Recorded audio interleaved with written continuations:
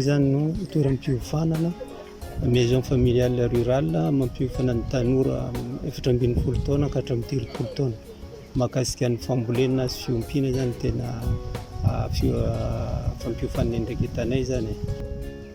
Zany hoe ny fanamby zany tena no niantoka ny lafiara-bola rehetrarehetra tenena nanorenana ny centre sy ny fikarakarana ny tanora fa ny toerana zany nomeny fokon'olona teto an-toerana anay.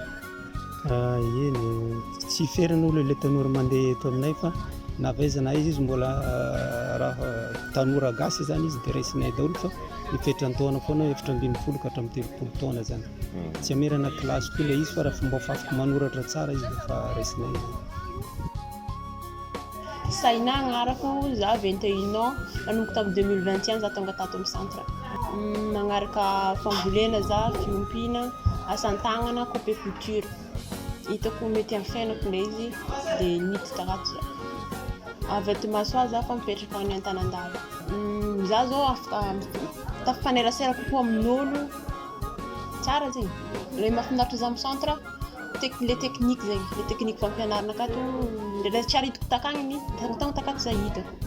Anarako feno Lalovana Fretola 18 taona dia nanomboka tamin'ity taona ity nitato amin'ny centre. Ny antony malôha zegny mbô te hagnatsara dia resaka famboliagna sy ny fiompiagna zay tegna ataon'olo aty amin'ny faritra an'ity.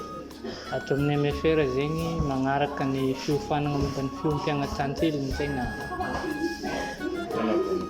ny zavatra tsara aloha. Voalohany ny ambiance miaraka amin'ilay tanora maro dia en plus zegny koa ilay formation zegny mandeha tsara indrindra fô amin'ny mahakasiky ny fiompiana tantely dia voakarakara tsara zegny ny tanora ato amin'ny MFR.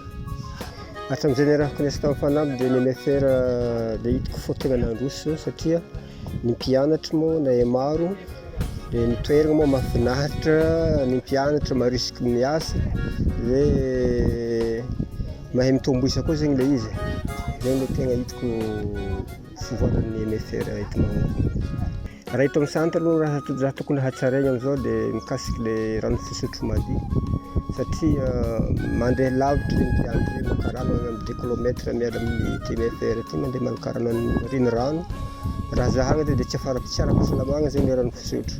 Fa ilay tegna tanjognonay zegny mieritriretinay rehefa lara-pahamehana moa ilay rano fisotro dia magnaraka an'izay dia fanaovana clôture ilay faritry ny MFR. Tegna isaory ny fanamby satria amin'ny alalan'ny fanamby no nahitany zao centre zao ary tegna hita fô efa maro ny tanora tegna resy lahatra andeha hamonjy ilay formation fô betsaka tanora tsy hanasa aty amin'ny faritry misy.